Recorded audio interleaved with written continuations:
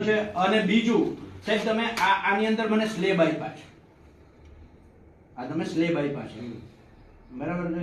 આ સ્લેબ જે છે એ હું 100 યુનિટ વાપરું તો મારે 25 રૂપિયા ભરવાના, ઉદાહરણ તરીકે હું 101 થી 150 યુનિટ વાપરું તો મારે 35 રૂપિયા ભરવાના પર યુનિટના, એ પછી 100 પછી બરાબર છે। પછી હું 150 થી 200 યુનિટ વાપરું તો મારે 35 ના 40 ભરવાના, બરાબર છે। આવો તમારો આ સ્લેબ યુનિટ છે, બરાબર છે। આ જે છે એ તમે અમારી યારે કાયદેસર ચીટિંગ કરો છો, તમે 2 મહિને બિલ બનાવો છો, કાયદેસર 1 મહિને બિલ બનાવવાનું છે। 1 મહિને મારો 100 યુનિટ નો વપરાશ થાય, 2 મહિને મારો 250 યુનિટ નો વપરાશ થાય, એટલે મારા યુનિટ વધ્યા, યુનિટ નો જથ્થો વધ્યો, એટલે હું જે 25 રૂપિયા વાળા સ્લેબમાં હતો ત્યાંથી ડાયરેક્ટ 45 રૂપિયા વાળા સ્લેબમાં જતો રહ્યો। નહીં એવું કઈ નથી, એવું જ થાય ને, 2 મહિને ને 1 મહિને બિલ બને તો યુનિટ નો ટોટલ જે છે જથ્થો, એ લોકો છે ને એ લોકો એ રીતના કરે છે કે 2 મહિના હોય પણ એ કન્સિડર 1 મહિના પ્રમાણે કરીને ના એવું ક્યાંય કરતા કે નથી। તો તમે દર મહિને બિલ શું કામ નથી બનાવતા? તો તમે દર મહિને બિલ શું કામ નથી બનાવતા? અમુક કેટેગરી છે એનું બાય મંથલી બને છે, અમુક મંથલી બને છે। હા પણ તો અમે 2 મહિને અમારું ઘર વપરાશનું બિલ 2 મહિને બનાવી અને આ સ્લેબમાં મારા બિલના ટોટલ યુનિટ વધે એવું તમે કરો છો, અને ટોટલ યુનિટ વધે એટલે મારો જે સ્લેબ છે સ્લેબ ચાર્જ ઉપર વયો ગયો। આ તો તમે અમારા ગ્રાહક અરે છેતરપિંડી કરો છો કાયદેસરની। એનું તો કેવી રીતના ગણતરી કરે ને એવું તમને આપીશ તમને, અમારું છે કે આ જે તમે યુનિટ નું કહો ને બાય મંથલી ને મંથલી એ કન્સિડર કરવાથી કોઈ ફરક નથી પડતો। અરે ફરક તો પણ નથી પડતો તો મહિને મહિને બિલ બનાવો ને તમને શું કામ ભાઈ? તમે એનાથી 2 ફાયદા કરો, એક તો તમે એ કરો છો કે અમારા સ્લેબ ઉપર વયા જાય એટલે તમને વધારે પૈસા મળે, અને બીજું દર મહિને બિલ બનાવવાનો તમારો જે ખર્ચો છે એ 50% તમે ખર્ચો ટાળી નાખો છો।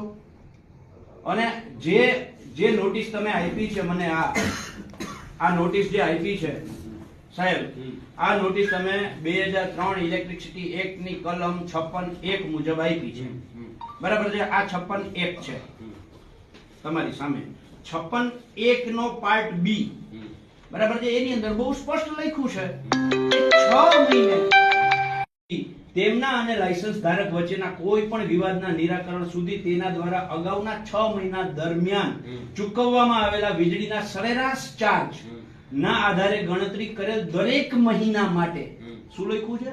દરેક મહિના, દરેક 2 મહિના માટે નહીં, દરેક મહિના માટે તેમના પાસેથી બાકી રહેલ વીજળી ચાર્જ જે ઓછું હોય તે, બરાબર છે। એનો અર્થ એવો કે મને તમે આ 15 દિવસનું બિલની આરે 15 દિવસની નોટિસ આપો છો, એ ખોટી છે, કારણ કે આમાં તો 6 મહિનાનો ઉલ્લેખ છે। 2003 ની કલમ 1 એની પેટા કલમ બી ની અંદર છે કે 6 મહિના, બરાબર છે, અને એની અંદર લખ્યું દર મહિને, એટલે 2 મહિને જે તમારે ક્યારે કે જ્યારે કોઈ ડિસ્પ્યુટ થાય, હા ડિસ્પ્યુટ થાય ત્યારે તો એમાં દર 2 મહિનાની એવરેજ કાઢવાનું કામ નથી કહ્યું, દર મહિનાનું બિલ કાઉન્ટ કરો, એટલે બહુ સ્પષ્ટ છે કે તમારે મારું બિલ દર મહિને બનાવવું પડે। તમે 2 મહિને બિલ બનાવો છો એટલે મારા બિલમાં તમે સ્લેબ મારો જે છે આમાં તમે જે આપ્યો છે અહીંયા પાછળ, બરાબર છે, 15 રૂપિયા, 25 રૂપિયા, 45 રૂપિયા, 70 રૂપિયા, બરાબર છે, એ 15 વાળો હું ડાયરેક્ટ 25 માં જતી રહું, 25 વાળો 45 માં જતો રહીએ, 45 વાળો 70 માં જતો રહીએ, બરાબર છે, એટલે ડાયરેક્ટ તમને તો ફાયદો જ છે। એવું નથી, આમાં આપણે કાઉન્ટ કરે છે ને દિવસો એ તો મોલા પ્રમાણે કરીને લે છે, મંથલી ચાર્જ મારા બિલમાં ક્યાં લખેલું છે? મારા બિલમાં ક્યાં લખેલું છે? ચાર્જ પ્રમાણે આપણે ચાર્જ મારા આ હું શું કહું છું, ચાર્ટમાં 100 યુનિટ છે પેલા, પણ એ તો મંથલી પ્રમાણે કરીને ભલે બિલમાં મંથલી હોય પણ મંથલી પ્રમાણે કરીને આપ્યું હોય ને આપણે પણ તો આ મારા બિલમાં તમે નોટિસ આપો છો, મારા બિલમાં નોટિસ આપો છો તો આ ઉલ્લેખ મારા બિલમાં તમે દેખાડી દો કે આ તમારું આ જૂન અને જુલાઈ નું બિલ છે, નોખું બાયફર્કેટ કરી નથી આપતા મહિના મહિને। હા તો પછી મને કેમ ખબર પડે ગ્રાહકને? એ ભેગું જ આપીએ છીએ તમે હા હું તમને એક છે ને કેલ્ક્યુલેશન કરીને બતાવી, ના એ બતાવવાનું નહીં, મને બિલમાં આપો।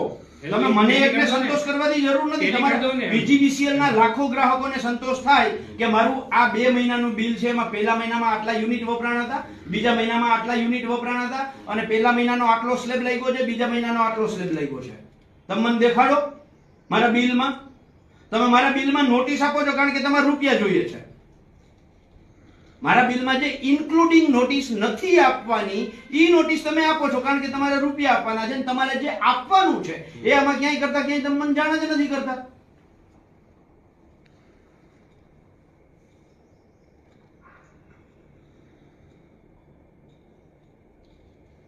માથાકૂટ ના કરો, રાતના 12 વાગ્યા સુધી બિલ ચેક કર્યું છે મેં. નથી એનું કંઈ.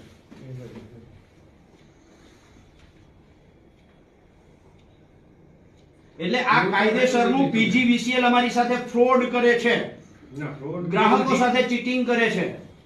ફ્રોડ કરે એવું નથી. તમે જે કહો છો ને એ હું ચર્ચા કરી તમને કઈ આ તો બતાવીને તમે સોલ્વ કરી નાખીએ. નહીં, બિલની અંદર આપો તમે. લાખો ગ્રાહકોને પીજીવીસીએલ, યુજીવીસીએલ, ડીજીવીસીએલ, એમજીવીસીએલ જો ફ્રોડ ના કરતું હોય તો આ બિલની અંદર આપવામાં વાંધો શું છે? આ જે નોટિસ આપો છો બરાબર, તે આ નોટિસ નથી આપવાની. આ નોટિસ કાઢી નાખો અને એની જગ્યાએ ઓલું નાખી દો. ઇન્ક્લુડિંગ નોટિસ તમે મને આપી જ ના શકો. શું કામ આપો છો ઇન્ક્લુડિંગ?